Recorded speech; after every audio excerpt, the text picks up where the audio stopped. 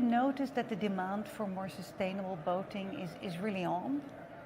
Yeah, absolutely. We're talking to boat builders regularly. I mean, there's one interesting change that happened. We now get contacted by boat builders who say, hey, we're getting questions from clients.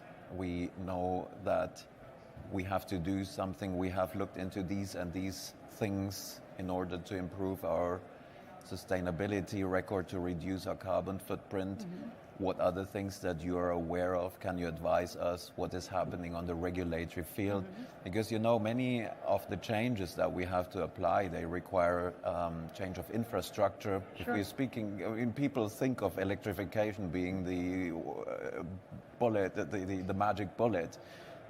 Boating comes with very different demands. So we really need to understand what is the way forward before we invest into this infrastructure. And that's why it's important to go there together with the industry, with boat builders, with the equipment sector. There's same interest from the engine manufacturing side. And we know that the regulators will target us at some point as well. Sure. And that's why it's important to have these answers ready to show this is what actually makes sense. Yeah, we're not interested in any political gains or any greenwashing gains. We just want to, if our industry is with us on board, mm-hmm. we need to show a way forward that helps us in reducing our carbon footprint in a meaningful way. So yes, we get a lot of these questions, and we do a lot of research into this to find out what is the right way. Is it renewable fuels? Is it hydrogen? Is it electrification? Yeah.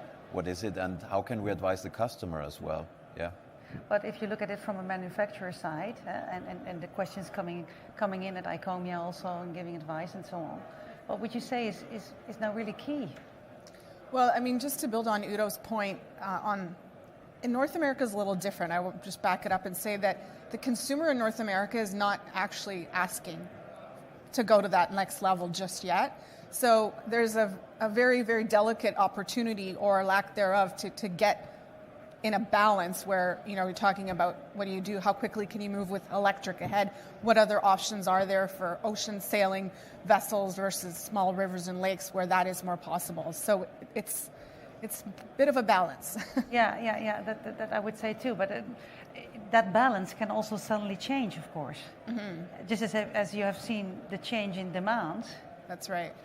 And it's a matter of time on one hand. On the other, I would say, on the other hand is, of course, market versus regulations. Yeah. So I'm quite sure that there is some commitments, for example, in the North American administrations, they would take that up eventually.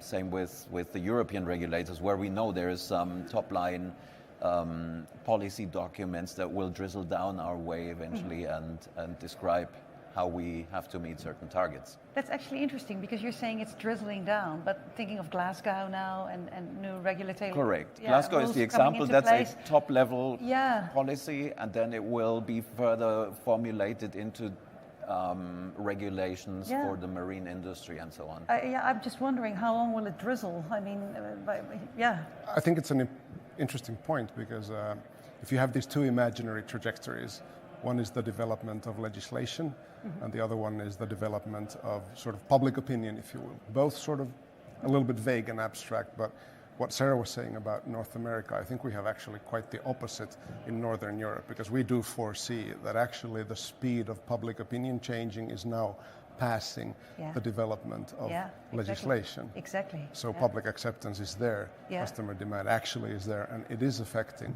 the types of products that the consumer wants and asks for.